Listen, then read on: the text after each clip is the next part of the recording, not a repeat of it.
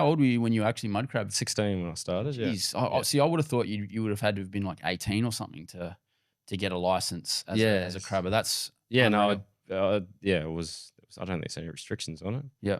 Well, back then there wasn't. That's for sure. But I think the first year I did it, I made $110,000, which was a hell of a lot of money back then. I bought myself in the brand 90s new Land Cruiser. Yeah, that would have been 99, 2000. That's really good money. Yeah, Yeah. and that was the reason I didn't stay in school, because I knew I could make that kind of money. Yep. Doing what I loved. Pretty seductive. Yeah. Did you get much chance to like have some downtime and go barra fishing around there? And... Oh, for sure. Yeah. Yep. I mean, that's all we did. We'd go goose shooting and explore the bush and go forward driving. And I think we've got some photos. If I can we chuck some photos up? And yeah, maybe you sure, could just talk us through some of these photos. I think that you look like that's a horse of a barra right there. Yeah, so that's at the Narrows. That's right at the Narrows. So what that one was, I was actually trying to catch some crab bait. So I went and caught myself a big mullet like this with a 200-pound hand line. I was trying to catch a big stingray or shovel-nosed shark or something like that, because you get heaps of bait out of it. And that big horse took it, and what it did, it swam under a log. So I was just pulling this on this 200-pound hand line, just pulling this dead weight in.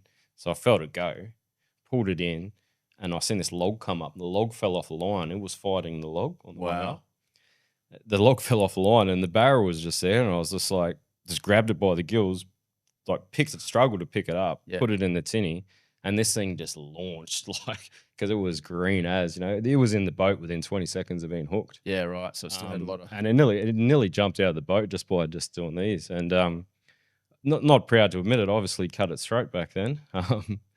That was I guess no one would have believed me. It was 128 centimeters. Jesus, that's like a once in a lifetime. Yeah, people fish their whole life and sometimes don't get a meter barra. Well, I don't think I caught another metery for another 15 years after that. You didn't need to. Yeah. So there's some good muddies. And that's what mud crabbing was like. That you'd fill them up, tie them up, put them in the baskets. Yeah. So this is a bit later. This is when I went pearl diving. So, which I think we'll get to. Yeah. Later on, but. That's not a bad little haul there. Yeah, that was up at Maningrida, actually, on a place called All Round Island. So you got a really good opportunity to just explore, the top end of the north and see country. Probably a lot of people don't otherwise get a chance to. Yeah. So after I and that was at Montebello Islands. I actually heard Will Hannigan talking about Montebello on one of your early podcasts. Yep. He said it was the best spearing in Australia, and that was just me jumping off the back of the boat for about half an hour one afternoon. So just big coral trout, are they? Yeah, massive. There's trout on every rock. There's a harem of trout. Yeah. Awesome place. Amazing. Yeah. So after I finished mud crabbing, I tried something different. I went and did an open water dive tick and actually learned how to dive. Mm-hmm. And then I went trepang diving, which is the most sketchiest job you could imagine.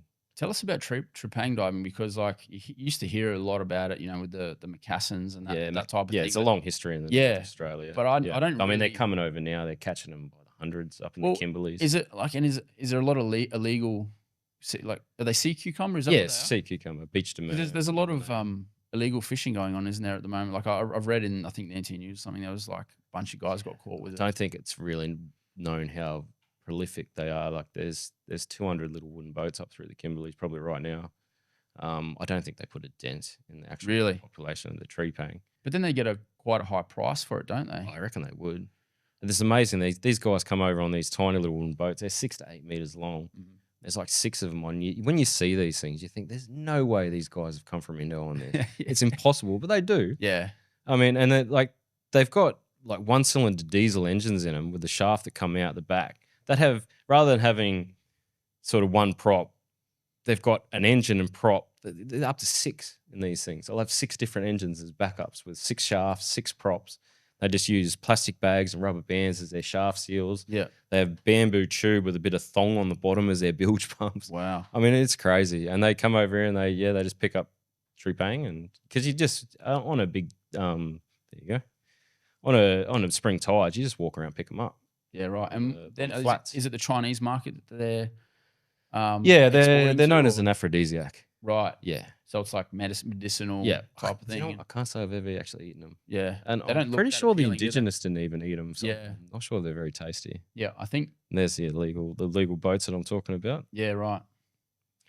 But when I was doing it, there's not many licenses in Australia. Mm-hmm. I think there's 4 licenses, and they're pretty productive. But I was on a small boat called the Grace, which is the sister ship of the Diane. Everyone's familiar with the Diane. That was the one that flipped over at Lizard Island, and all the guys on it died except for one. Shit. But it's an identical boat to that.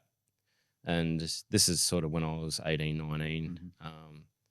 And the oldest guy on the boat, which was the guy in that photo with all them crayfish, he was 23. He was the skipper. So it was a very young crowd. Yeah. And we'd just go all the way from Biggie Island and the Kimberleys to Groot Island. We'd go out for 6 weeks and just, catch trepang. Yeah. Diving wise, very scary. Like we'd pull into a bay with a river and just start diving, and you're just in constant fear of crocodiles when you're doing that. Is that the main danger? Is it like Yeah, crocs over sharks and you're never really worried about sharks. I mean, you're diving in basically zero vis most of the time, or you can just see in front of your face. And a lot of time the vis will get that bad. What you do is you hug the bottom, mm-hmm. and you'd feel the slugs, and you put them in your net bag, so you feel. Oh, so you like face down? You're just gliding along the mud, right? And you'd feel them, and you'd grab them. Yeah. And that plenty of times you've been pulled over stingrays and into who knows what. You get big tail whips and knock your mask off and stuff like that. So yeah, it's a very scary job. We try not to dive as much but we were diving pretty much most days. So you don't really do any like reconnaissance or anything for you just pull up and then over you go. The recon to find them was even worse. So what you do there is you jump in the tinny, and rather than being on air, you'd go to look for new ground. We called it spotting. So you'd get in the tinny, you'd be 2 of yous in there, one would be driving. You drive along, you jump over with your half mast, hold your breath, hit the bottom, swim as far along the bottom as you can, see if you can see any slugs, come up, the guy would come over, get in the tinny, jump back in, drive another 34 meters down the coast, and just repeat that all day. Yeah. So you're covering heaps of ground, but I jumped on a dugong once. Wow. I jumped straight in and looked up, and there's a big sea cow in front of me. I was like, wow, I'm so glad I never jumped in on a crocodile when I wasn't on air.